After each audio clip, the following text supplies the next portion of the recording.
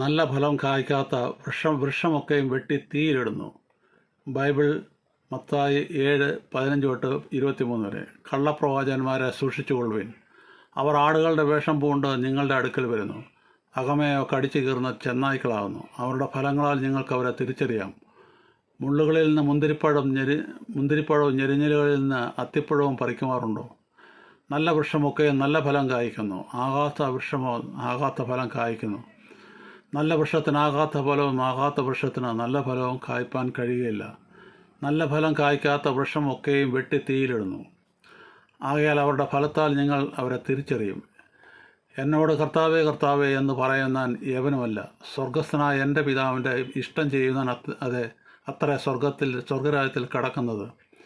കർത്താവേ കർത്താവേ, നിൻ്റെ നാമത്തിൽ ഞങ്ങൾ പ്രവചിക്കുകയും നിൻ്റെ നാമത്തിൽ ഭൂതങ്ങളെ പുറത്താക്കുകയും നിൻ്റെ നാമത്തിൽ വളരെ വീര്യപ്രവൃത്തികൾ പ്രവർത്തിക്കുകയും ചെയ്തില്ലയോ എന്ന് പലരും അന്നാളിൽ എന്നോട് പറയും. അന്ന് ഞാൻ അവരോട്, ഞാൻ ഒരു നാളും നിങ്ങളെ അറിഞ്ഞിട്ടില്ല, അധർമ്മം പ്രവർത്തിക്കുന്നവരെ എന്നെ വിട്ടുപോകുവിൻ എന്ന് തീർത്തു പറയും. ആമേൻ, ആമേൻ.